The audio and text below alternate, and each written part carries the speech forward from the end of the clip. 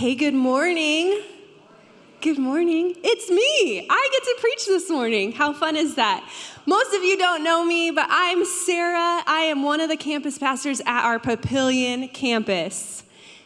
Yeah, it's silent here, but I know Papillion is cheering for me. Yeah, there we go. I want to welcome Midtown and our Serbia campuses and anyone watching online.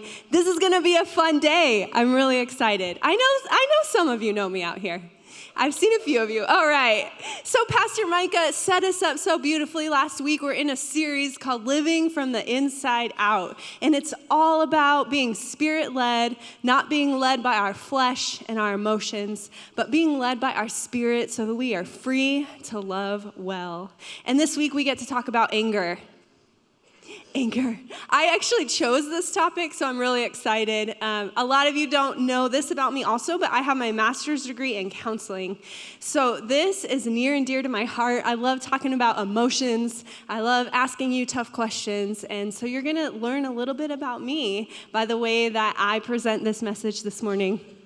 So here we go. When I talk about anger, and I told you we're going to be talking about anger today, what kind of relationship do you have with anger?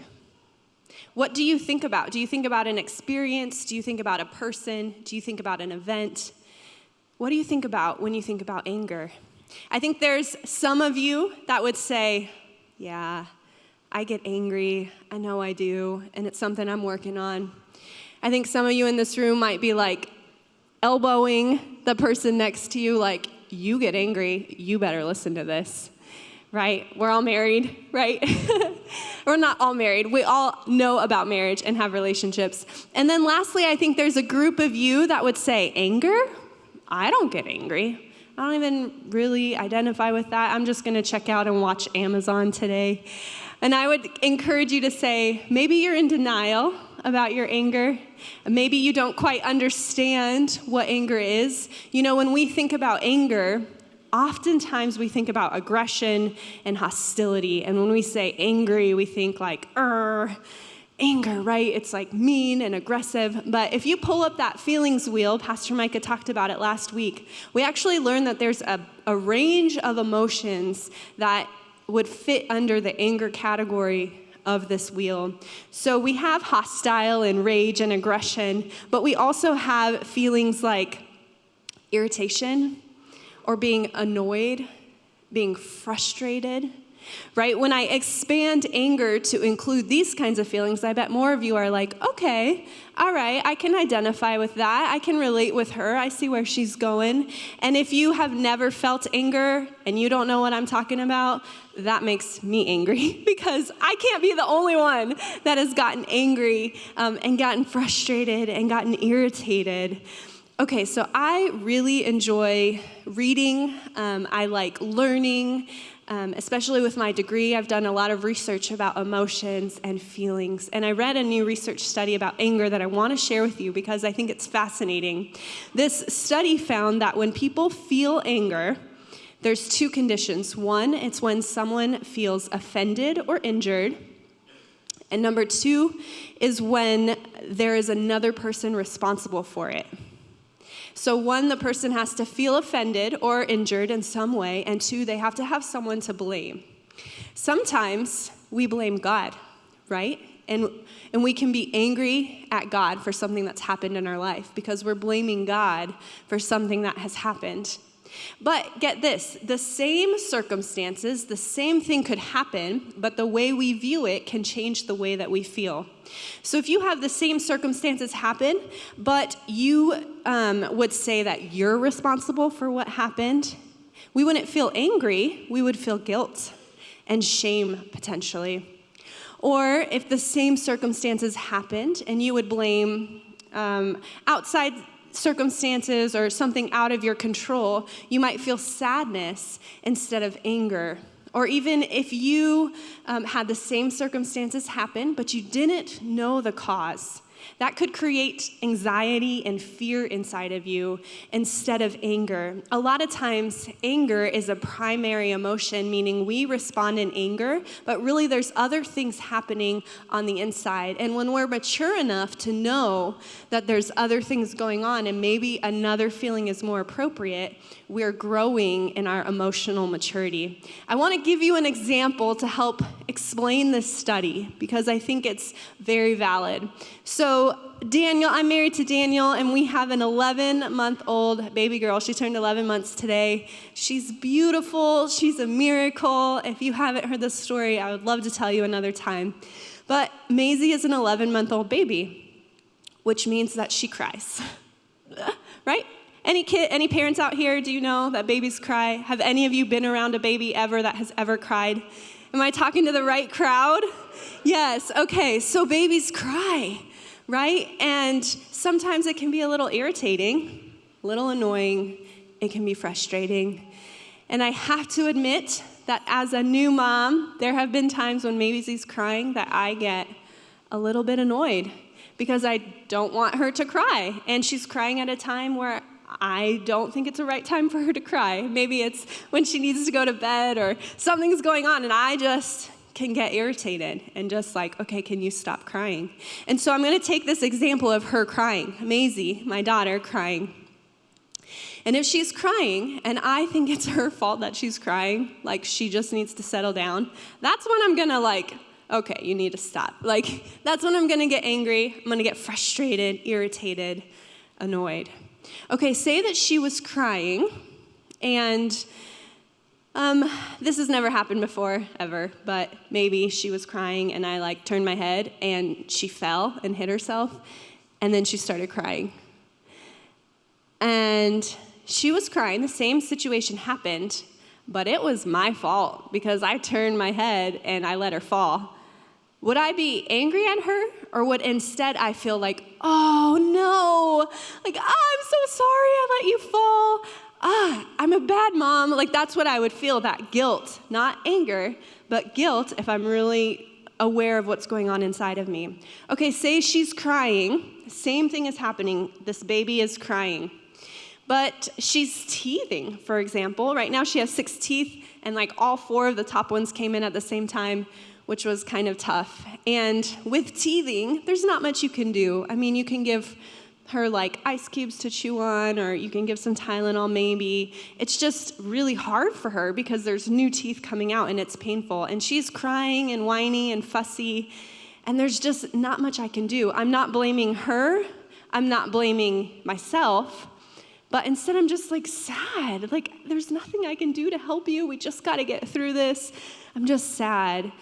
Or say that she's crying, and she's been crying for a long time, and there's nothing that I can do. Like, I changed her diaper, I fed her, I gave her a nap, I played with her, I'm doing everything I know what to do, and she's still crying. And in fact, her crying is getting worse, and now she's screaming, and it's just not stopping. In that moment, if I blame her, I can get really mad.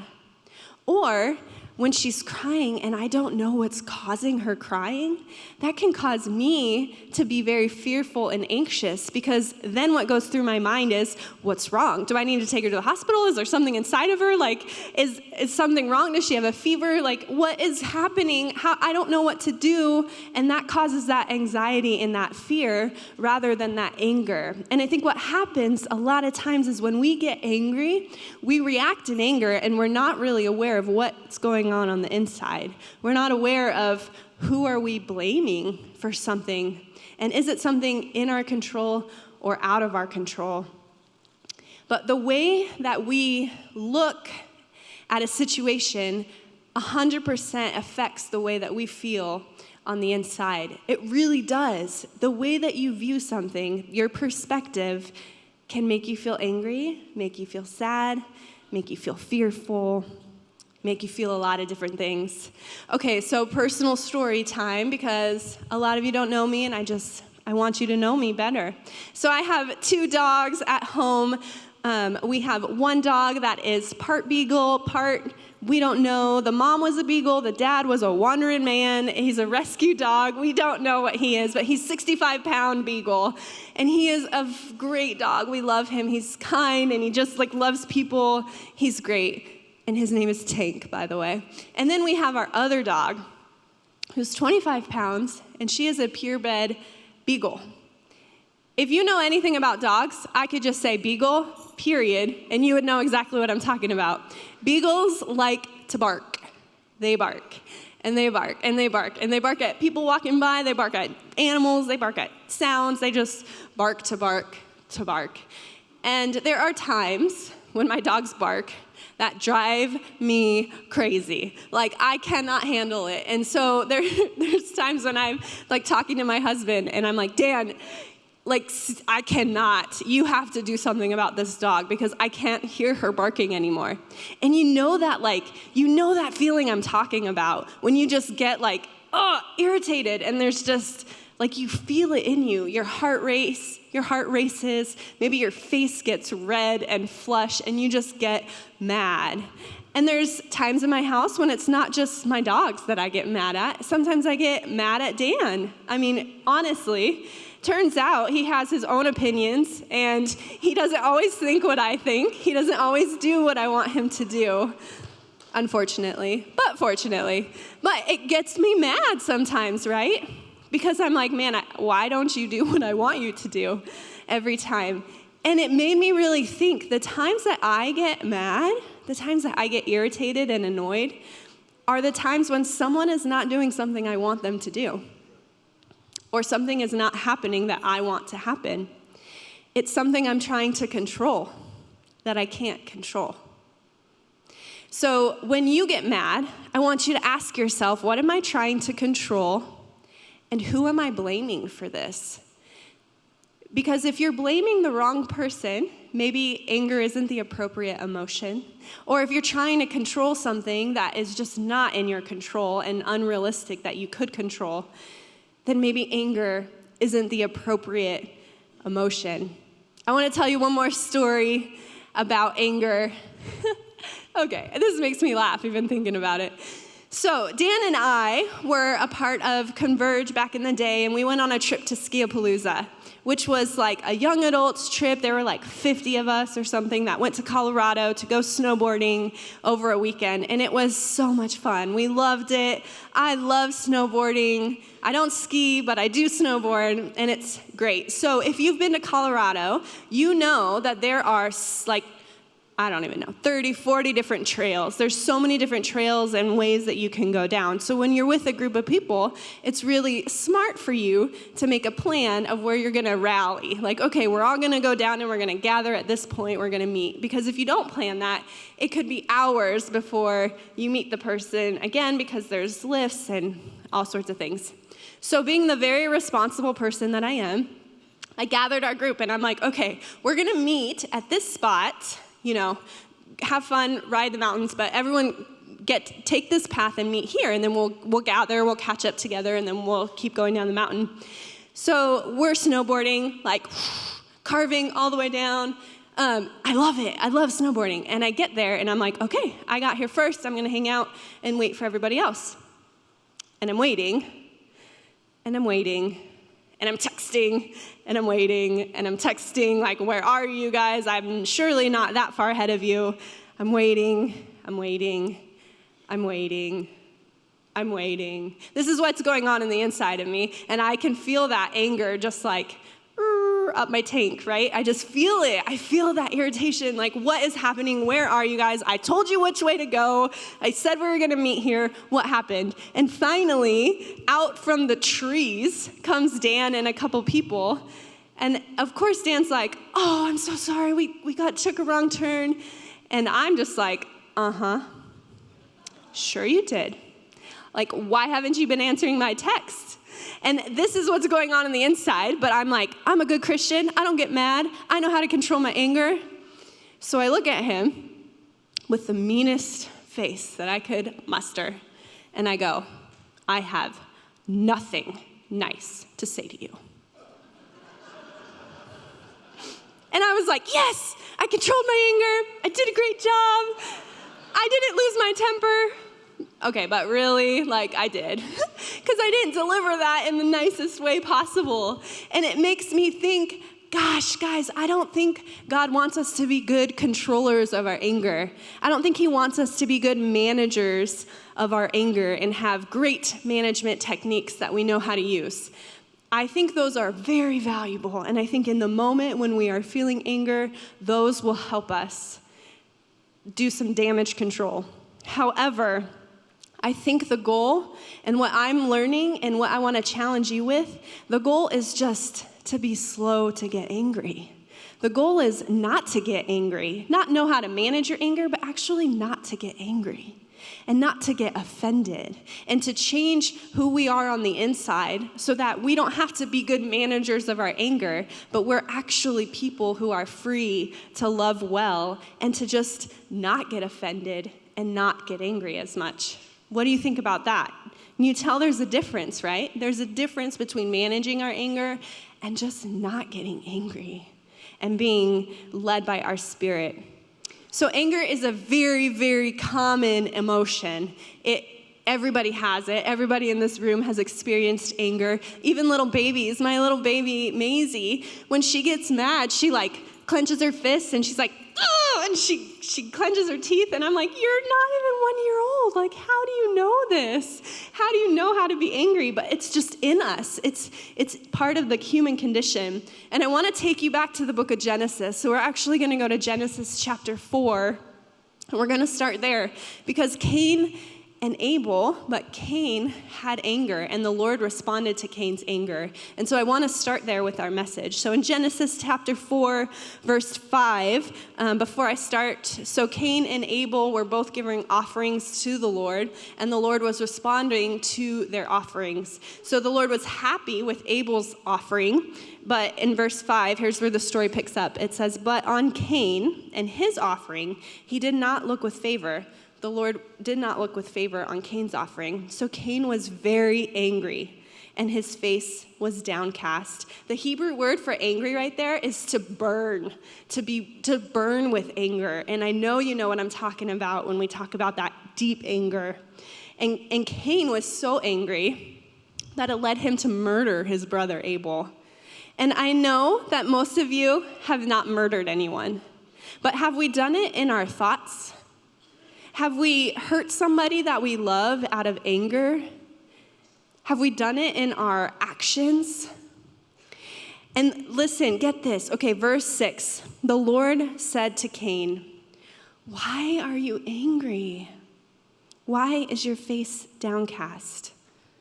Why are you angry? The Lord says. And then in verse 7, he says, if you do what is right, will you not be accepted? But if you do not do what is right, sin is crouching at your door. It desires to have you, but you must rule over it. You must rule over it. Can you say it with me? You must rule over it.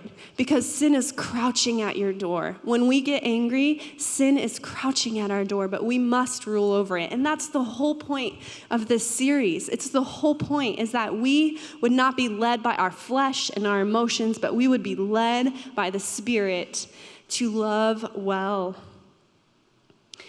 And so we talk about this, right? When Christians talk about anger, we say, be angry and don't sin.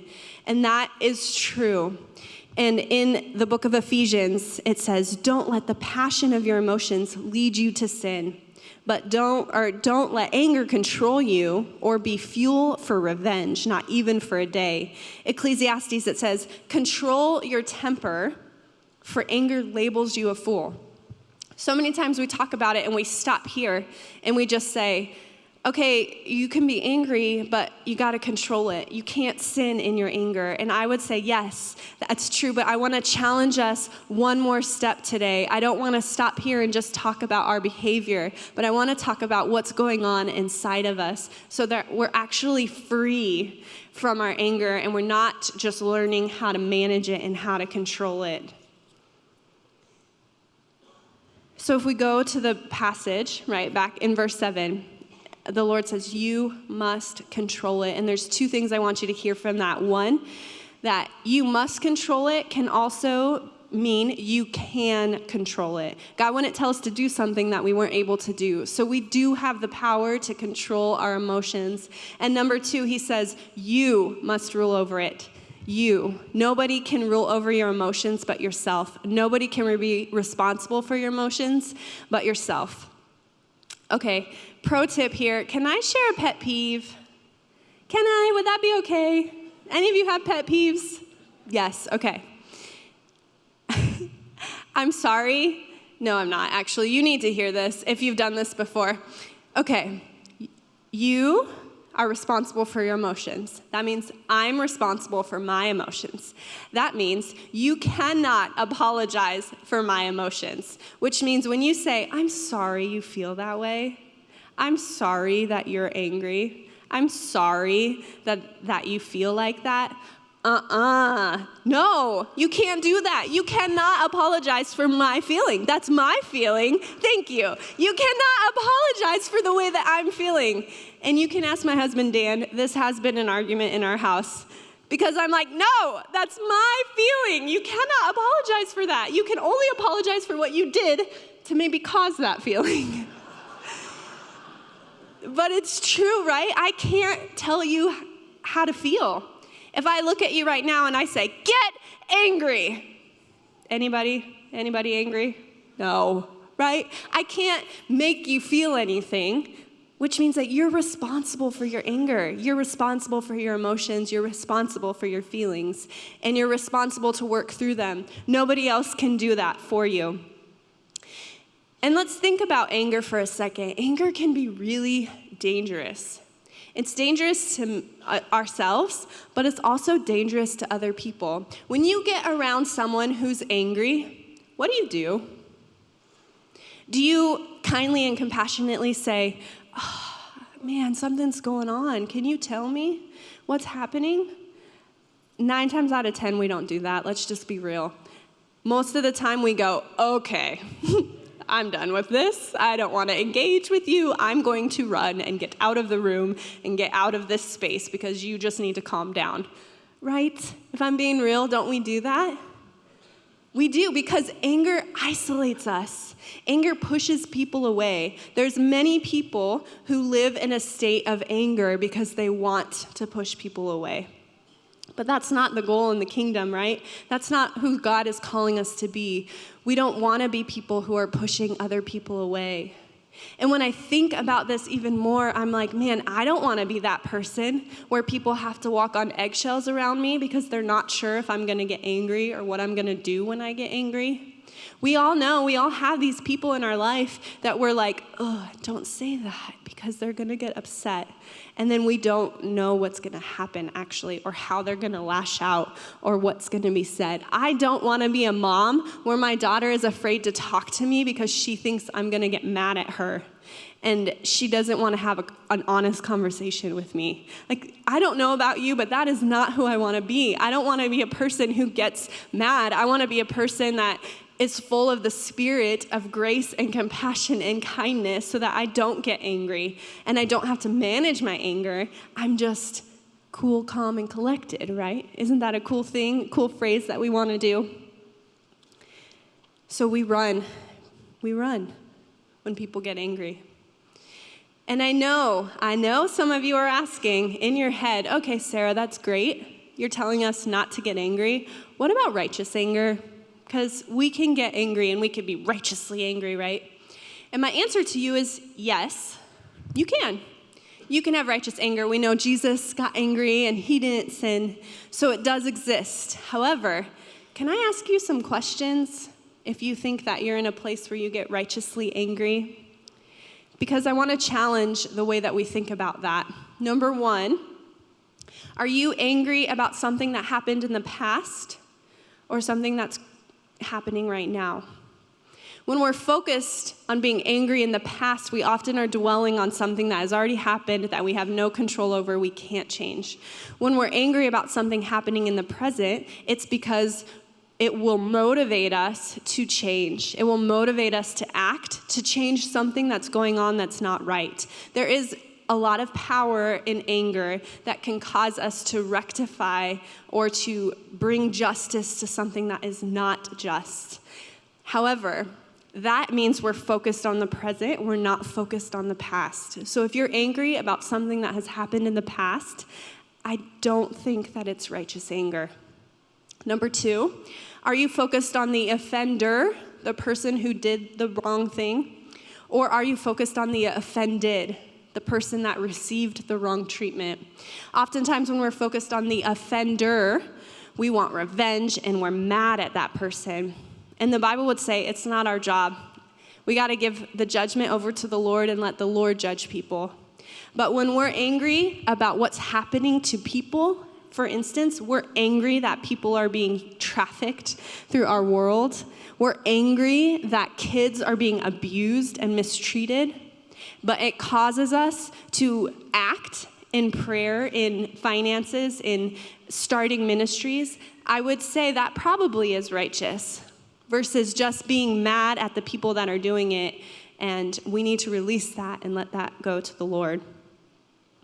Okay, so we're talking all about this, right? I'm saying, okay, we got to just be angry less. But how do we do this? How do we actually rule over our anger? Don't you want to know how? So I came up with, hopefully it's a good memory device for you. We're going to spell out the word anger. And we're going to start with A, which is awareness. Awareness is always the first step. We have to be aware that we're even getting angry. We have to be aware of our behavior. What it looks like for me, awareness for me looks like, yikes. Like, I just said something I shouldn't have said. Like, want to take that back, rewind. Or I just did something. I just rolled my eyes. I just snipped at my husband. I just got irritated. I just made a judgment at someone, and I need to be aware, like, okay, that just happened, and it's not who I want to be. And then number 2, I need to know myself. Okay, I had to get creative. It's a silent K, so it counts for an N, but know yourself. You gotta know yourself. You gotta be aware of what's happening. Be aware of when you're lashing out. Be aware of when you're acting irritated and annoyed. And then you gotta know. You gotta ask yourself, okay, what am I feeling and why am I feeling it? If you had a conversation with the Lord, just like the Lord had a conversation with Cain, and remember, he said, why are you angry? And I think the Lord would say that to us. Why are you angry? Why? What's going on? What's going on inside of you that causes you to be angry? And is anger the appropriate emotion? Or maybe it's sadness. Maybe it's hurt. Maybe it's fear. Maybe there's something else going on. And when we're mature enough to ask ourselves these questions and dig through what's actually happening, that's when we're free and we're not being led by our flesh. I want to tell you a little bit about me. So I have a tendency to be very critical. On a good day, it helps me see things and want to make them better and change them for good. On a bad day, it means I'm nitpicky and I'm judgmental. Just being honest. And what happens is I can be angry. I can get frustrated or irritated. And I oftentimes direct that towards myself. I am my worst critic. I really am. But that's not healthy either. If you identify with that, we got to love ourselves the way that the Lord loves us and sees us, and we have to give ourselves the same amount of grace that we give other people. But also what happens is it never stays inside. When you get angry, it will come out in one way or form at one time or another. Some people, like my husband, it builds and builds and builds, and then it explodes. For me, there's no building. It just comes out right away. Pastor Micah talked last week that his family is very non-expressive. We're the opposite. My family, I grew up, we're very, very expressive. So I've had to learn how to dial back my excitement and my energy and my anger and frustration. Sometimes it just comes right out of my mouth. And I need to be aware of that. And I need to remember, what am I trying to control? Who am I blaming for this? What is going on inside of me right now? Number 3, for the G, it's all about grace. So we have awareness, know yourself, and grace. We need grace. We need it ourselves, and we need to give it out. It needs to go both ways. It's got to be a constant flow from heaven through us to the world. This is the antidote to anger. It really, truly is, because if we're trying to control something and we just say grace and we give up control, we're not going to get angry. In the Word, it says it so well. In Ephesians chapter 4, it says, lay aside bitter words, temper tantrums, revenge, profanity, and insults, but instead be kind and affectionate towards one another. Has God graciously forgiven you? Then graciously forgive one another in the depths of Christ's love. I want to share a story, another story, which wasn't even in my notes, but I'm going to share it. So my relationship with my dad was not the best one. It was not ideal. It's not what I would have wanted. My parents got divorced when I was young, and I didn't have a ton of interaction with my dad. And there were times and years when I was mad at him because I was mad that he didn't show up to my band performance. I was mad that he didn't call me on my birthday. I was mad that he didn't care if I went to school or didn't go to school. There were lots of times that I was mad, and anybody could say, you know what, Sarah, you're right, because he shouldn't be doing that, or that's not the way that a dad should act. And I could be angry because when I blamed him for what he was doing, I was angry. However, when I grew up and I matured and I walked through this with the Lord, I got to a place where I could extend grace to him, and I could say, I'm not mad at you for what you're not capable of doing. I had to come to the place to know that he didn't have the capacity to love me the way that I wanted to be loved. And when I was able to release him and stop trying to control his behavior and stop trying to expect something from him that was never going to happen and just give him grace and compassion, I was free to love him for who he was. And when he passed away a couple years ago, I was so thankful to the Lord because I had walked through that, and I could have been angry at him to the day that he died. But instead, I was filled with such sadness and loss. And I was just sad that I didn't get to have the dad and I didn't get to have the relationship I wanted. But instead of being angry, I was sad because I wasn't putting the blame on him, and I was able to extend grace and compassion. In Colossians 3:8, it says, but now you must rid yourselves of all such things as these: anger, rage, malice, slander, and filthy language. And then if you keep reading in that passion, here's the solution. Here's how to get rid of all these things. Therefore, in verse 12, as God's chosen people, holy and dearly loved, clothe yourselves with compassion, with kindness, with humility, with gentleness, and with patience. Doesn't that sound like the fruit of the Spirit to you? When we're filled with the Spirit of God and we're led by the Spirit and not by our flesh, we can respond to situations with grace and compassion and patience and understanding and humility. And that's how we become people who aren't just good anger managers, but who are good at loving well and being led by the Spirit and just being slow to get angry. Okay, the E. So we have awareness, know yourself, grace, and expectations. We have to check our expectations. What are you expecting of the people around you? Is it a realistic expectation? Is it an expectation that you've voiced and communicated to them? Or is it an expectation that's not realistic, that you've never said, that there's no way you could hold someone accountable for that because it's not fair? And what are you expecting for yourself? Are you a perfectionist? Do you expect the absolute best? Which is sometimes what I struggle with, and I have to give myself grace to know that it's okay that I'm not perfect, and I'm actually never going to be perfect. And if I were perfect, I wouldn't need Jesus, and that's not a life that I want to live. And lastly, R, rely on the Holy Spirit to lead you to love well. We have to rely on the Spirit of God. It is so great knowing that it's not on me to manage all of my behavior, but to know that God can change me from the inside out, and I can be filled with His Spirit, not to be led by my emotions, not to be led by my flesh, but actually to be led by his Spirit in me and to be led to kindness and grace and be free to love well.